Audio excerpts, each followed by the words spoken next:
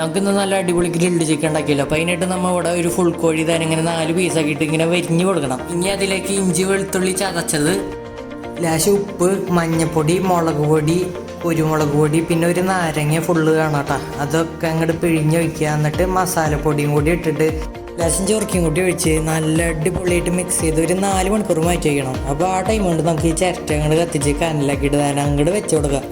ഇടയ്ക്കിടയ്ക്ക് തിരിച്ച് മറിച്ചിട്ട് കൊടുക്കുക. അതിൻ്റെ ഓയിൽ ഇങ്ങനെ തേച്ച് കൊടുക്കണം കേട്ടോ, അല്ലെങ്കിൽ ഭയങ്കര ഡ്രൈ ആവും നമ്മുടെ ചിക്കൻ. അപ്പോൾ നമ്മുടെ ചിക്കൻ തന്നെ റെഡി ആയിട്ടുണ്ട്. അപ്പോൾ നമ്മുടെ ഗ്രിൽഡ് ചിക്കൻ്റെ കൂടെ പടക്കാനായിട്ട് നമ്മൾ അവിടെ 2 പൊറോട്ടയാണ് എടുത്ത് വെച്ചിട്ടുണ്ട്. പിന്നെ നമ്മുടെ മൈനേസ് ഉണ്ട്. അപ്പോൾ പിന്നെ ഒന്നും നോക്കിയില്ല, ചിക്കനിൽ നിന്ന് ഒരു പീസ് അങ്ങോട്ട് കയറി എടുത്തിട്ട് മൈനേസിൽ നോക്കി അങ്ങോട്ട് കഴിച്ചു. സംഭവം പൊളിച്ച്. ഇനി നമ്മുടെ മെയിൻ അല്ല പരിപാടി, ആ പൊറോട്ടയിൽ നിന്ന് ഒരു പീസ് അങ്ങോട്ട് കയറി എടുത്തിട്ട് ആ ചിക്കനിൽ നിന്നും ഒരു കഷ്ണം അങ്ങോട്ട് എടുക്കുക. എന്നിട്ട് നൈസായിട്ട് ആ മൈനേസിൽ അങ്ങോട്ട് മുക്കുക. എന്നിട്ട് ആ സംഭവം കഴിച്ചപ്പോണ്ടല്ല ഉഷാറായിട്ടായിരുന്നു.